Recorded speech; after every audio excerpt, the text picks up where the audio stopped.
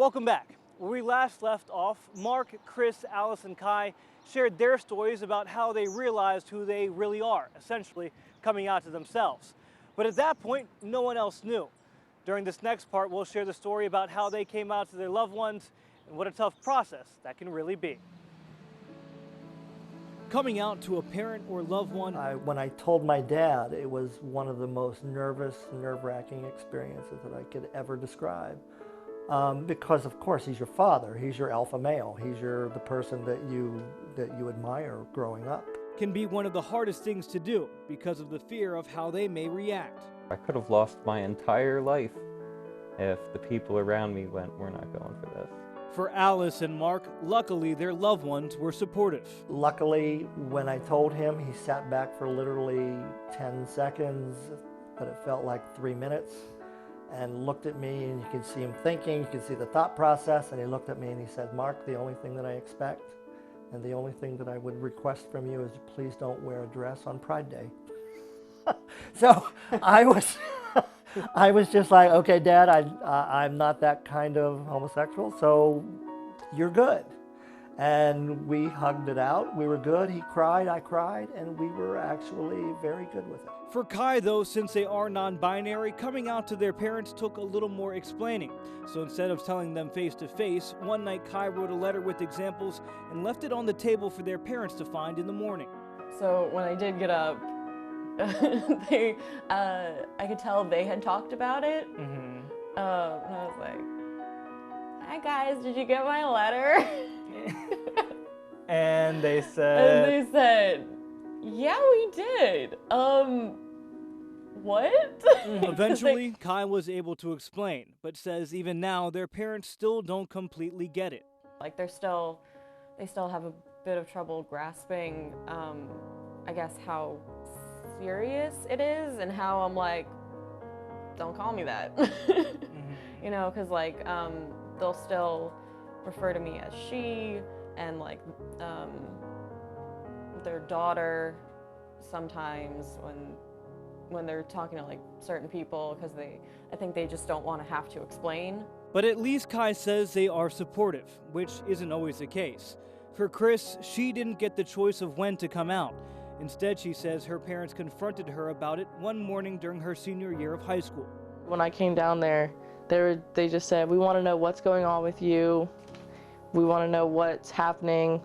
Are you gay? Is this really happening?" In Chris's case, her parents didn't fully accept it, which in turn, along with other factors, drove her into depression and substance abuse. I started like using a lot, and it's just something that you do.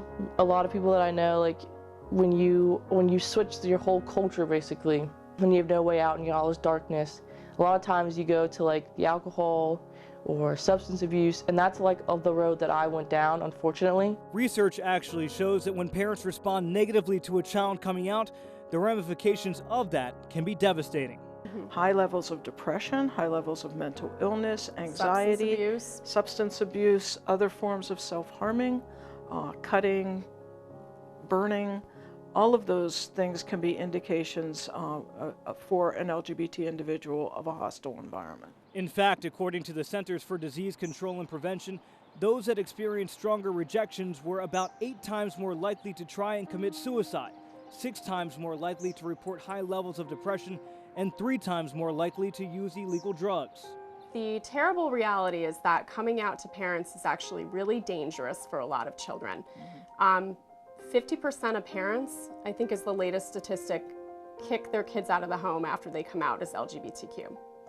So for a child to come out to a parent, unless they're absolutely certain that that parent is going to be supportive and affirming of them, that's potentially quite risky, quite dangerous. The silver lining, though, is that experts say it just takes one really supportive adult in a child's life to steer the ship away from a negative outcome. And often 4 simple words will do the trick. I still love you.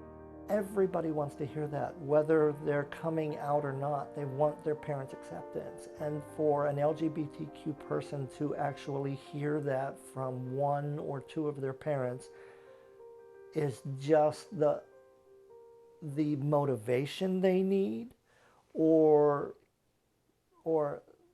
the final straw that lets them move forward.